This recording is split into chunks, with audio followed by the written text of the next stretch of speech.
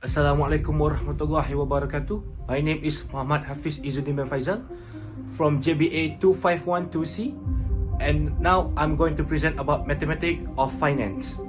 So, what is time value of money? It is a dollar in one's hand today worth more to be received later. The amount of money is not the same. So, there are two types of time value of money. The first one is present value, and the second one is the future value. So for future value, it is a stockpiling of cash that are accumulated for a future occasion. The investment will increase over time.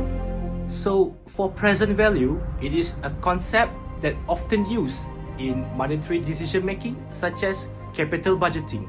It is also regarded as one of the most effective instruments that used by the financial managers for their future investment choices.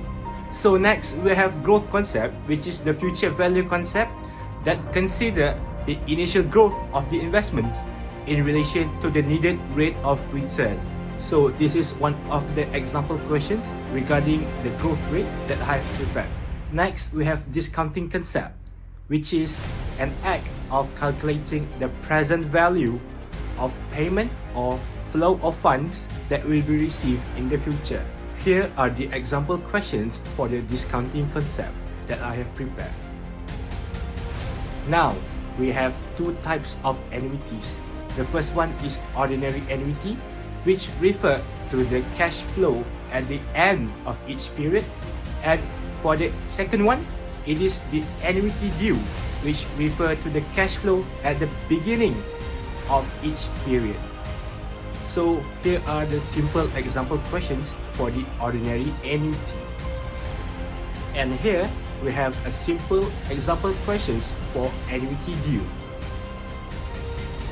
Without further ado, let's move on to our next chapter, which is working capital management.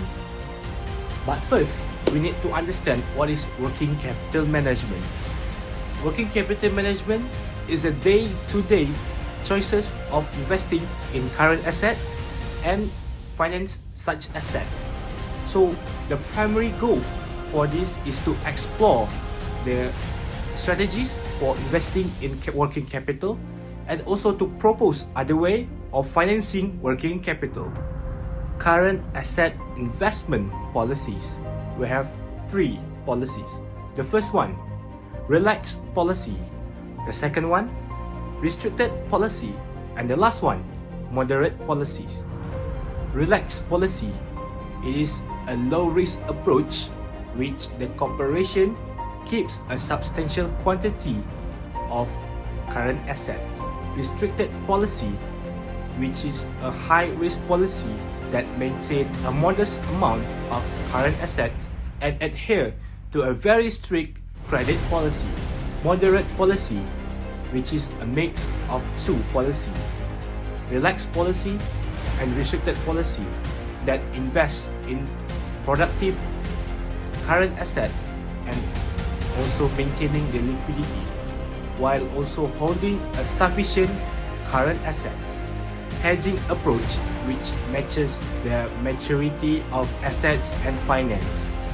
Firms will utilize temporary financing for short-term assets and permanent financing for the long-term assets. Aggressive approach is a temporary financing that fund certain permanent assets.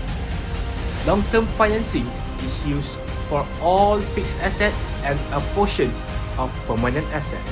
Conservative approach is the lowest risk approach. The business employs this to finance the bulk of its assets. Long-term financing is used for all its fixed assets, permanent assets, and also the temporary current assets. That's all for me. I hope you all have a wonderful day. Thank you.